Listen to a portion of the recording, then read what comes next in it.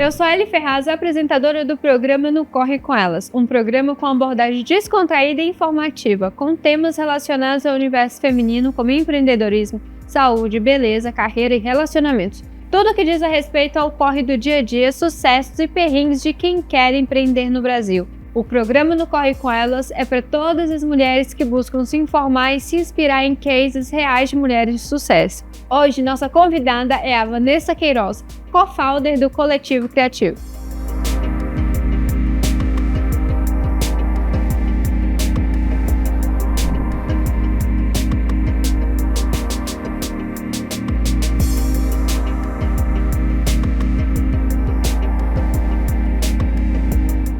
Gente, hoje nós estamos aqui com a Vanessa Queiroz, a co-founder do Coletivo Criativo, que é um escritório de designer. Vanessa, muito obrigada por aceitar nosso convite aqui no programa. É uma honra.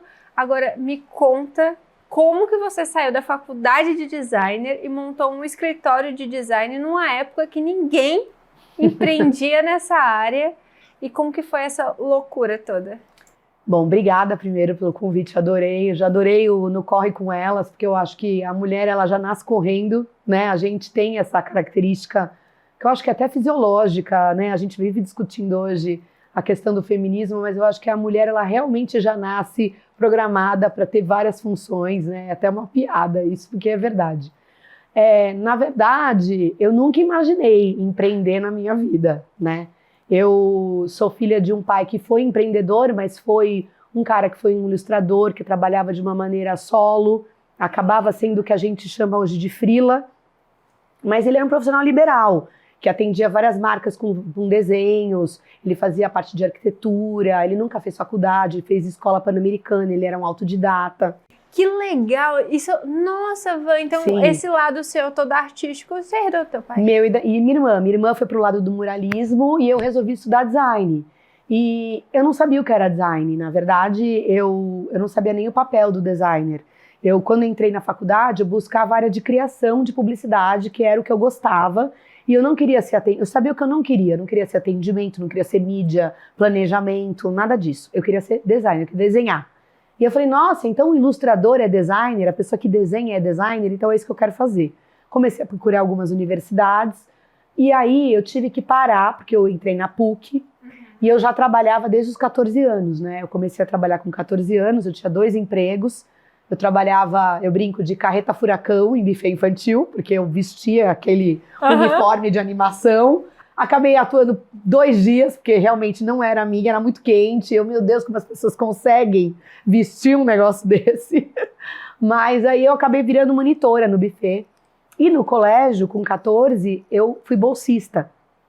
Meu pai quebrou, né, como empresário, quando a gente tinha lá pelos 12, 13 anos, e as irmãs da minha escola falaram, olha, você pode ter bolsa, mas você vai ter que trabalhar na escola. E aí eu resolvi escolher o maternal, porque tinha me dado a opção de biblioteca. E eu falei, eu vou dormir na biblioteca. Eu prefiro trabalhar com criança. E era assim, crianças de 2 anos e meio. Terrible Two. Não. E você acha que eu sabia o que era isso? Eu não tenho nem filhos hoje. Imagina naquela idade. 14 anos. Quando eu entrei, todas as crianças choravam, eu chorava. Porque assim, eles estavam se adaptando numa escolinha com 2 anos e meio. Os pais deixando na escola, e eram, na época, eu acho que hoje em dia as escolas não aceitam mais esse volume, mas eram 25 crianças de 2 anos e meio. E era escola particular, não era nem pública? Não né? era. E eu tinha que trocar fralda, auxiliar a professora mesmo. E eu fiquei lá dos 14 aos 18. Quando eu entrei na faculdade, eu entrei com aquele sonho, que daí já foi aquele bloqueio, porque você tá num colégio particular, mas você é bolsista. Você não tem dinheiro. Então, quando eu entrei na PUC, eu entrei achando que eu ia arrasar, entendeu? No 4º mês, minha mãe já falou, filha, eu não consigo pagar a sua faculdade. Então, assim, ou você trabalha em um emprego que te pague melhor, ou a gente não vai conseguir manter. E no 1º ano, eu fiz pedagogia primeiro, porque eu achei que eu queria ser professora, porque depois de 4 anos... Trabalhando com os pequenininhos. E eles são encantadores, né? Não, eu chorava todo final de ano, porque eles eram maravilhosos. Só que eu não queria ser professora de pedagogia, nem ser primeiro ensino, não era isso que eu queria. E aí eu não conseguia pagar a faculdade, eu larguei e fui ser recepcionista numa escola de inglês. Então, antes de abrir o coletivo, eu tive 9 empregos. Então, assim, não é que eu abri e saí empreendendo. Eu trabalhei muito. E nesses 9 empregos, eu tenho certeza que você foi criando casca e habilidades. Muitas. De aprender a lidar com o público, recepção. Quem já trabalhou com recepcionista em um evento sabe, né? Eu já trabalhei em evento também. Eu já trabalhei em recepção como freelancer de restaurante em Belo Horizonte. Uhum. Quando eu morei em Hong Kong, que eu trabalhava como modelo também, tinha final de semana que eu descobri um restaurante lá que pagava pra fazer recepção do restaurante. Eu ia pra lá pra hosters, né? Aí hoje em dia que eu sei o nome, que é hosters, né? Eu chamava de recepcionista. Sim, nem chamava hosters. Vamos falar a verdade. Exato. Quando eu abri empresa também não chamava startup, não chamava meter o louco. Não tem essa de vou abrir uma empresa, ser empreendedor. Não, eu não sabia. Não tava na moda. Não tava. Não criaram um nome pra deixar isso bonito. Era isso. E aí eu também, eu era babá, eu me virava com 2 empregos, sempre tive 2 empregos durante muito tempo, em buffet eu trabalhei 7 anos, porque complementava a renda, não tive mesada, então pra mim aquilo virou normal, era normal eu precisar. Tinha um choque meio grande, porque eu morava em Moema, que hoje é um bairro classe média alta, naquela época não era bem a entrada da galera que estava começando a morar em bairros mais próximos ao centro, mas que não eram centro. E aí, eu trabalhando na escola e depois eu me revoltei, que quando a minha ficha começou a cair, que eu não ia conseguir pagar minha própria faculdade, eu me liguei nesse distanciamento do ensino superior para quem não tem dinheiro. Eu perdi o bonde da USP, porque eu estava estudando para entrar na PUC, entendeu? Então, assim, foi uma coisa muito estranha, foi um ano que eu fiquei, uma época que eu fiquei muito revoltada. E aí eu fui chamada para trabalhar na Suzano, de papel e celulose. Conheço. E quando eu fui trabalhar na Suzano, o cara que me contratou, ele falou, você tem um perfil legal, eu preciso fazer a ponte da área comercial da Suzano com as agências de publicidade, e eu preciso organizar minha área comercial, quero uma pessoa que faça essa interface. Você faria? Eu falei, lógico. Não existia o cargo, eu tive que aprender junto com esse diretor. 1 ano de trabalho lá, eu ralando, ele falou, olha, Vanessa, eu acho que você precisa voltar para a faculdade, porque eu quero te dar um aumento, eu quero te promover.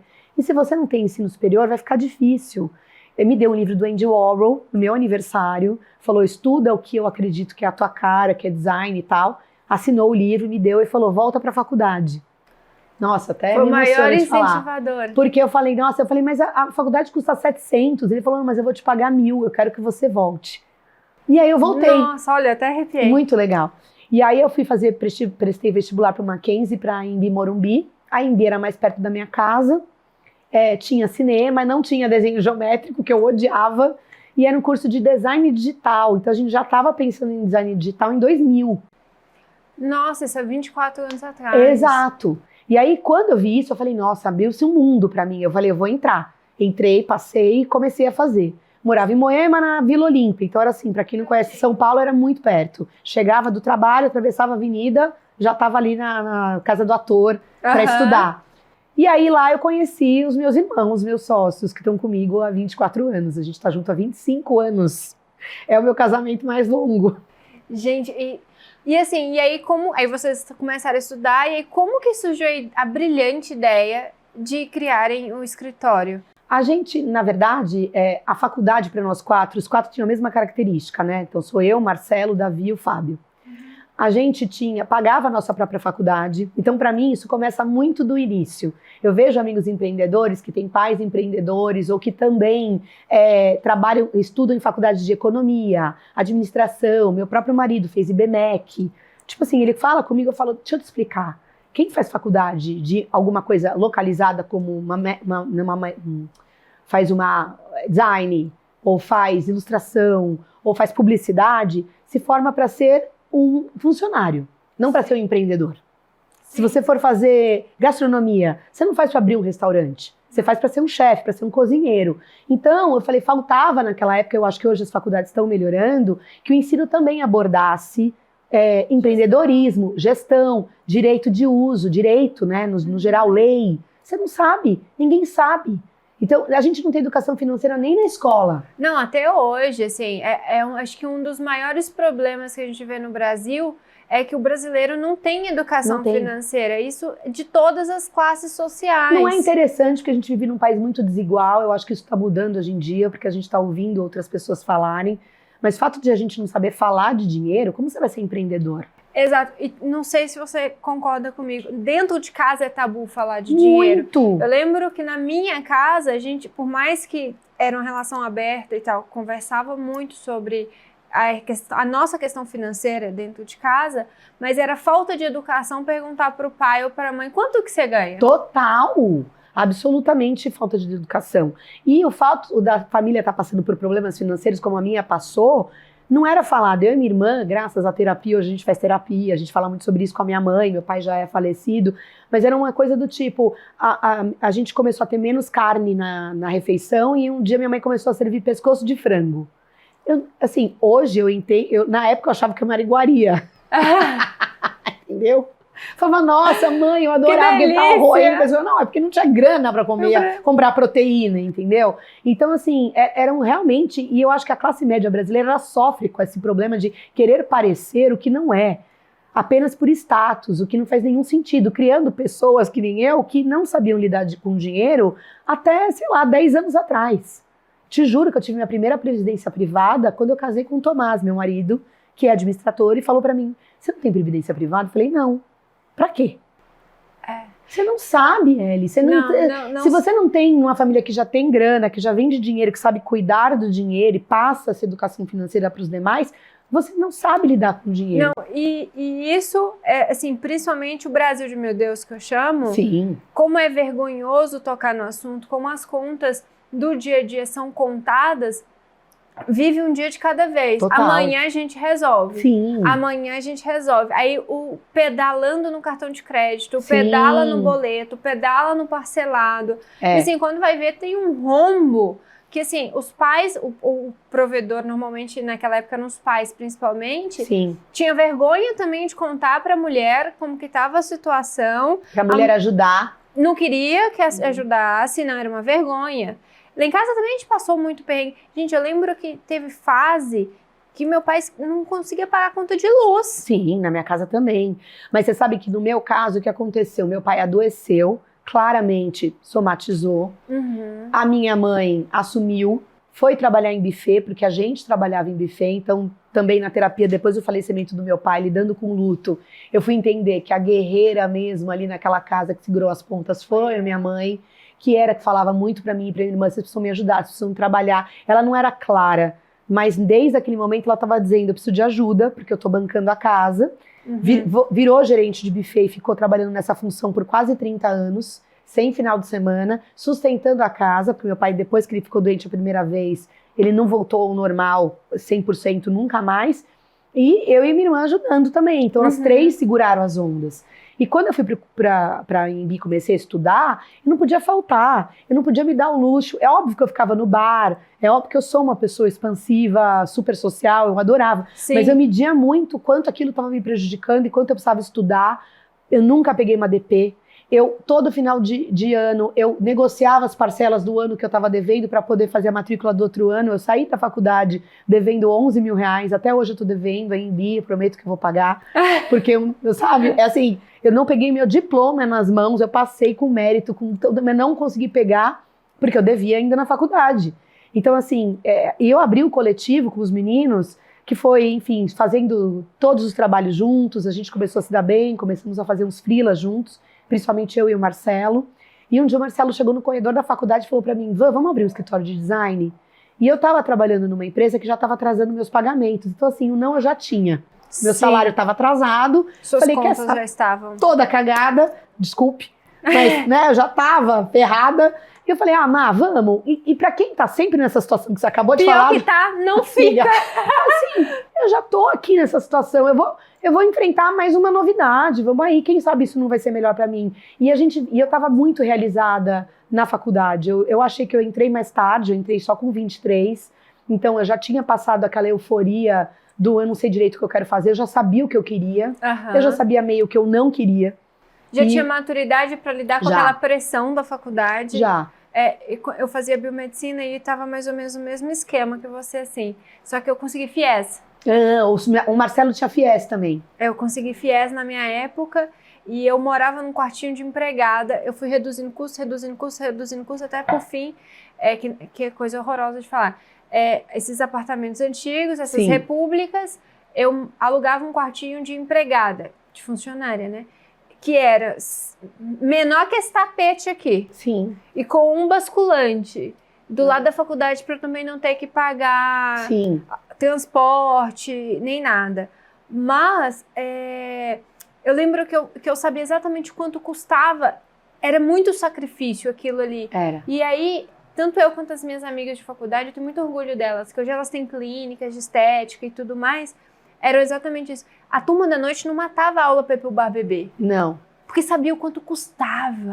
A maioria não fazia isso. Quem vinha da manhã sofria muito um susto, assim, né? Porque a gente estava ali fazendo.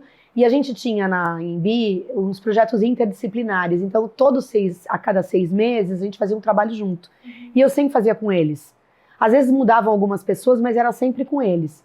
Quando chegou no TCC, a gente fez um TCC sobre cinema, que era design, o olhar do design sobre o cinema, e a gente escolheu o Apocalipse Now, que é do Coppola, com Marlon Brando, um filme incrível de guerra do Vietnã. Tinha uma parte teórica que era baseada num livro, que chamava Coração das Trevas, do Joseph Conrad, é muito legal, que fazia a exploração do marfim no Congo, na época imperial. E a guerra do Vietnã também, que foi uma situação muito complexa ali dos Estados Unidos, naquele país eco, tentando destruir tudo. Você sabe por que a gente está aqui, mas agora a gente tem que ganhar. Então aquilo tudo já foi criando na gente uma coisa que a gente vai entregar um trabalho maravilhoso. A gente entregou 10 na banca de profissionais, 10 na banca... A gente foi assim... E aí o Marcelo me veio com essa história, eu falei, eu quero. Vamos, mas como vai ser nosso escritório? Como ele vai chamar? Aí, vamos chamar o Davi, que é ilustrador, para trabalhar com a gente? Vamos. Vamos chamar o Fábio, que é programador. Então a gente tinha um programador, eu e o Marcelo, 2 designers gráficos, e o Davi, ilustrador. E aí a gente alugou uma sala, ali na Vila Olímpia, parecido com esse quartinho da funcionária que você trabalhava, porque era uma sala sem janela, em cima dos estúdios da Ford Models. Moravam uns gatos em cima, que faziam xixi dentro do nosso escritório, que não tinha janela, então você só imagina, tinha que deixar a porta aberta, porque senão, né? Não conseguia. E a gente levou os nossos computadores, a gente tinha R$700, que era o primeiro aluguel, 5 mil, que era o último salário do Fábio, que já ganhava bem, porque ele trabalhava na AstraZeneca, um laboratório, né? E aí a gente se juntou e começou a trabalhar, e os nossos freelas viraram nossos clientes. Então, a gente teve um primeiro acordo de sócios que era: tudo que a gente ganha vem para o escritório, é 25% para cada um, e o nosso Prolabore vai ser R$100. Esse foi o nosso plano de negócios. E tá aí 24 anos. E agora 24 anos juntos. E quais foram os maiores desafios que vocês enfrentaram e enfrentam até hoje para colocar o coletivo criativo firme e com clientes fiéis? E para expandir também o escritório. Nossa, expansão. Eu acho assim, as coisas mais difíceis que eu acho que todo empreendedor que começa um escritório, ou uma agência, ou um negócio de uma barraquinha de cachorro-quente, não importa o que seja, é a falta de conhecimento, de lidar com o financeiro. Eu, por exemplo, quando eu abria, eu não sabia nem para que servia um contador. Para que eu preciso ter um contador? Eu não sabia. O Brasil tem um esquema muito complexo de fiscal, de nota fiscal, né? Quando você tem produto, por exemplo, que você quer exportar, que você quer colocar em praças que não seja São Paulo, muda toda a parte fiscal. Se você não tiver um contador, você não sabe. Serviço é um pouco mais simples, né? Mas também é complicado. A gente não entendia de fluxo de caixa. A gente não tinha feito administração. Eram 4 designers gerindo uma empresa. E todos da área criativa, né? Nenhum ali financeiro. Não. E todos com algumas experiências muito ruins em caso de pais que tentaram empreender e não deram certo. E aí a gente tem que olhar para o recorte brasileiro de um país muito desigual, que, por exemplo, se você quer um BNDES, você quer um dinheiro muito grande para investir, você consegue canais mais fáceis do que quem precisa de pouco dinheiro. É verdade. Quer dizer, a sensação que você tem é que é feito para não funcionar. Eu não sabia nem que eu precisaria de empréstimo. Então, como a gente se virou, né? A gente era muito bom no que a gente fazia, então acho que uma primeira dica para quem quer empreender é: você tem que ter certeza que teu produto ou teu serviço é bom. Isso é o básico.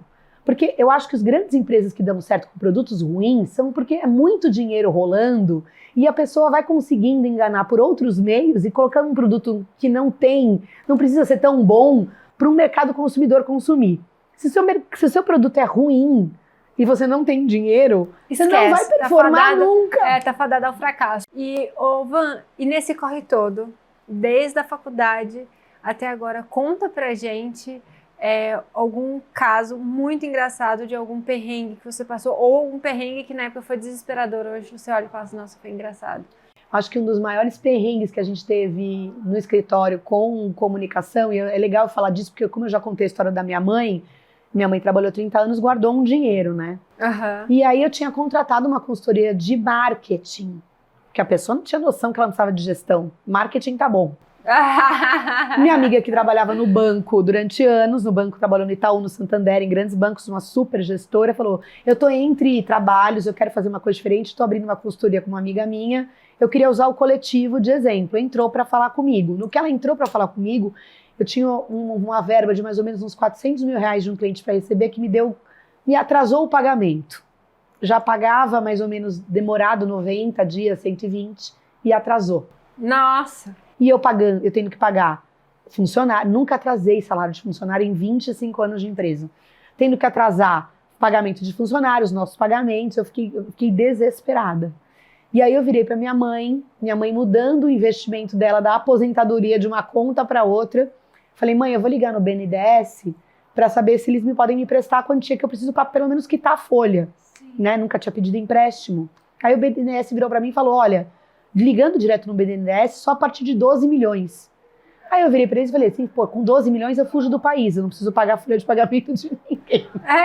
Eu preciso desse dinheiro de menos. E aí eu descobri o perrengue que é você entrar pelo banco pedindo BNDES, que é feito para não funcionar, porque o banco quer emprestar o dinheiro dele. Então ele pede até o seu mapa astral para te liberar o dinheiro. Aí eu liguei para minha mãe, que são as voltas que o mundo dá, e falei, mãe, você pode me emprestar o seu dinheiro da aposentadoria para eu bancar o escritório? E aí ela me emprestou, a gente bancou a folha, eu paguei uns juros para ela decente, né, não de banco. Sim. O cliente me pagou e a gente continuou seguindo com o escritório sem precisar pedir empréstimo. Mas olha que bizarro, como as três coisas se encontraram naquele momento, naquele lugar. A minha dificuldade de entender, assim, ser empreendedor no Brasil é isso, minha filha. Se você não tiver um padrinho, ou um pai rico, ou ser herdeiro, se você precisar de banco, não vai adiantar. É a força do teu trabalho. E conseguiu? Consegui, mas com a Mames, né? Obrigada, dona Lina. Sabe, o Brasil não é para amadores. Não é para amadores. E empreender aqui, e sendo mulher também, qual que é a sua maior dificuldade que você lida? Você lidou com muito machismo? Muito. Mas primeiro, muito velado. Na minha faculdade, por exemplo, eram 7 mulheres numa classe de 40 homens no design. Então a área de design já é um problema, porque a gente não percebia que era muito homem para aquele lugar. Não é como, por exemplo, você ia fazer engenharia. Já existia um estigma do engenheiro, design não era. Comunicação também é muito machista. Tinham muitas mulheres no planejamento e no atendimento e pouquíssimas mulheres na criação e na liderança da criação. Então é um movimento, até que existe uma plataforma chamada More Girls, que eu sou apoiadora, que fala que precisa ter mulheres na liderança até 2022, agora elas colocaram 2026. No mínimo 50% das mulheres tem que estar na criação e na liderança, o que hoje a gente sabe que não acontece, né? E eu só fui percebendo, trabalhando e com o tempo, até um dia que me chamaram no Museu da Casa Brasileira para estar numa mesa redonda de mulheres empreendedoras e mulheres decisoras. E eu falei, gente, mas espera, eu tenho 3 homens sócios, eu sou a única mulher. E aquilo começou a me cair uma ficha que não é que eu queria ser que nem um cara, porque durante muito tempo na minha adolescência eu queria ser que nem os meninos, porque eu queria ter a liberdade que eles tinham. Eu queria poder jogar bola na casa do meu amigo sem minha mãe dizer o que os outros vão pensar, vão achar que você tá lá namorando os caras e você tá jogando bola. Exato. E não deixava eu ir escondido. Não é comportamento de menina. Não é comportamento de menina. Então eu fui tentando querer ser um menino e não querendo ter o mesmo direito que os meninos. E hoje eu sou super feminista. Porque eu acho que a gente está anos, não é que essa coisa que colocaram, principalmente na polarização que eu vi da política, de que quando a mulher é feminista ela quer ser igual ao homem, não quer ser igual. A gente quer ter os mesmos direitos e deveres. É óbvio que até fisiologicamente é impossível, né? Então, assim, eu acho que não é essa a questão. A questão é que eu quero ter o mesmo direito, eu quero estar numa reunião sem ser interrompida, eu quero ser respeitada pelos meus gostos e pelas minhas decisões, eu quero ter o mesmo tom de voz que eles têm sem ser chamada de louca, eu quero, entendeu? Então são tantas coisinhas pequenas que culturalmente, por conta do patriarcado, a gente vem carregando, que às vezes a gente sim está extrapolando. Não, e tem um detalhe, assim, a gente sai para trabalhar, todo mundo pergunta, igual no meu caso, tem filho, como assim você tá trabalhando? Cadê as crianças? Ué, o Fred também saiu para trabalhar, ele tava em Portugal semana passada, eu tava com as crianças em casa. Sim. Por que eu sou menos mãe? Porque eu tô vindo pro escritório e meu filho tem 2 meses. Isso eu sofri muito. Na época da Lelê, principalmente, né? E que as pessoas olham pra gente, tipo, você engravidou, você não consegue trabalhar. Você ganhou neném, você não pode voltar a trabalhar. Não, ou eu que não sou mulher, porque eu sou uma frustrada e resolvi descontar tudo no meu trabalho. Não é uma escolha minha não ter filhos. Né? Exatamente. Tipo assim, eu desde criança, quando eu era criança, eu quis ter filho. Depois de um tempo eu fui entendendo que não era pra mim, aquilo ficou na minha cabeça. E tudo bem. Não, e esse questionamento voltou várias vezes, porque eu acho que é natural, a vida muda, a gente muda de decisão. Quando eu decidi não ter, virou essa ser casada com o trabalho, né? E eu pensei, não, gente, é óbvio que eu sou muito feliz e realizada na profissão que eu escolhi. Que sorte eu tive, porque a maioria desse país não pode escolher onde trabalha, tem que trabalhar. E eu já passei por isso, durante 9 anos. Quando eu resolvi, eu trabalho desde os 14, eu não preciso provar nada pra ninguém, pra mim tá ótimo. Mas assim, a questionamento tá muito mais no outro do que na gente. Então, eu acho que encarar e entender que existe o machismo já é ótimo. Vamos começar por aí. Entender que sim, às vezes a gente, por uma questão de ser muito contemporânea à discussão do feminismo, às vezes a gente está exagerando, gritando um pouco mais alto, podemos baixar um pouco o tom às vezes, mas é um momento de mudança, ainda bem. Quem não quer tá mudando, né? O nosso tempo é hoje. A gente vive o hoje, a gente não vive o ontem. O ontem serve pra gente ter um histórico, de repente entender o que a gente não quer mais, né? Sim, eu que a gente quer do futuro. Eu concordo plenamente. E uma coisa que eu aprendi, que, assim, né? Essa questão do feminismo, principalmente, que é um assunto muito delicado, que as pessoas falam assim, se você é feminista é porque então você odeia o homem? Não. Ai. Ou se você não é feminista, então é porque você é submissa. Então virou uma discussão que não cabe mais. Não. Eu lembro que eu sofri os dois... A minha faca teve os 2 gomos muito próximo. Eu escutei de dentro de casa, na mesma proporção que me julgaram porque eu saía para trabalhar e tinha que deixar a Helena em casa. Me julgaram muito, me atacaram pedra, enfim, você é péssima mãe, você, enfim. Eu também tive, quando eu falei, eu não quero mais ser modelo, eu quero ficar em casa. Sim. Como assim você agora vai depender de macho? Exatamente. Oi? Exatamente. Eu quero só tomar as minhas decisões. Mas eu acho que a grande questão é essa que você está dizendo. Qualquer coisa que a gente faça, existe o julgamento. Qualquer coisa. Se você emagrece é porque você emagreceu, porque você engordou é porque você engordou, porque você cortou cabelo você não deveria, se deixou crescer você também não deveria. Nunca a gente está atendendo ao que o outro quer da gente. Então eu acho que a questão do feminismo vem muito nesse lugar também. Da gente poder ter as nossas escolhas, querer ser quem a gente quer. É óbvio que quando a gente está com um parceiro ou uma parceira, é mais complicado, porque às vezes a gente está vivendo junto, né, com alguém. Quando a gente está solteiro, é um problema que você tem que ter o parceiro. Então, assim, pelo amor de Deus, deixem a gente viver. Apenas deixem a gente escolher o que a gente quer, a gente viver, inclusive errar, acertar, aprender com esse erro. E tem uma coisa que eu aprendi na vida, que eu levo agora para palestra, para tudo, que assim, eu fui criada em colégio católico, por uma família católica, em que errar era pecado, em qualquer instância. E, por exemplo, o design, errar é uma ferramenta. Porque é no erro que a gente aprende o que não está dando certo e corrige para entregar um melhor projeto, um projeto melhor. Porque design é projeto. Design não é artes plásticas. Design é resolver o problema de um cliente, né? Então, se você não se permite errar, como você vai aprender? E isso eu aprendi já na vida e principalmente no empreendedorismo. Porque se você erra pouco, é porque você está testando pouco. Exatamente. Não tem jeito. Exatamente. A falha, ela tem um outro significado quando você é empreendedor. Eu acho que a falha te leva para esse lugar que é óbvio que você vai ficar triste, que você vai ficar chateado, que também são sentimentos que são inerentes ao ser humano, porque hoje vem essa história essa felicidade eterna, que assim, me explica onde tá. Eu, por exemplo, vou aproveitar que eu não corre com elas, entrei na menopausa. Então assim, esse ano eu completei, assim, eu gabaritei para ser mulher. Né? Eu não sabia o que estava acontecendo comigo. Tive o diagnóstico, que eu fiquei virada no capeta. E aí eu falava assim, o que tá acontecendo comigo? Nem eu tô me aguentando, meu Deus do céu. Aí quando chegou o diagnóstico que eu vi, falei, eu comecei já faço terapia há 7 anos, comecei a falar sobre na terapia, eu falei, gente, é um período que a mulher passa dela tentar de novo se reconectar e entender quem ela é, porque quando a gente começa a entender quem a gente é, vem a menopausa. Aí você fala, meu, mas pera. Você sabe que eu falei outro dia com a minha funcionária assim, gente, se o homem tivesse 1% das mudanças hormonais que a gente tem ao longo da vida, não chamaria a gente de louca.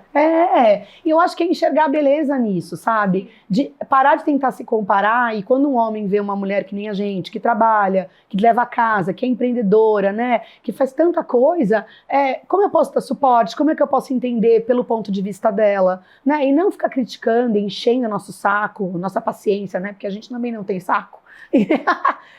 Para que lado que você quer que ela vá, sem entender pelo que ela está passando. Então, no caso, eu preciso agradecer o Tomás, que ele me deu muito suporte, tive uma médica maravilhosa também, estou fazendo reposição hormonal, voltei ao normal. No dia que eu comecei a fazer reposição, eu acordei e falei, nossa, eu voltei! Foi uma coisa muito louca. Então, acho que falar mais sobre isso e programas que nem esse, que a gente consegue, né, ter alguém da nossa normal, que nem a gente normal, entre aspas, porque quem é normal também, daí dá um outro programa. Não, isso já congela. Eu te chamo aqui de novo pra gente bater outro papo. Ivan, muito, muito obrigada pelo seu tempo, pela sua história. Vida longa ao coletivo, parabéns pela trajetória, você sabe que eu te admiro muito. Idem, a recíproca verdadeira. E assim, na tua pessoa também sou sua cliente, sucesso sempre, sempre, sempre, sempre. Pra nós, amiga. E esse é um presentinho da nossa patrocinadora. Que legal, Azul. muito obrigada. Azul é uma marca de diamantes simulados, é uma empreendedora, uma mulher também. Que demais! Que ela trouxe a tecnologia pro Brasil. Gente, que coisa maravilhosa! Muito obrigada, uma honra. A Azul é a primeira marca de diamantes simulados aqui no Brasil, que eles acabaram de chegar. E gente, mas demais! Muito lindo, né? E é de uma mulher. Que demais, quero conhecer. Maria. Vou te apresentar. Tá bom. Muito obrigada, Van. Obrigada eu. Gente, esse foi mais um Corre Com Elas. Muito obrigada pela audiência de vocês. Espero vocês aqui na BMC News.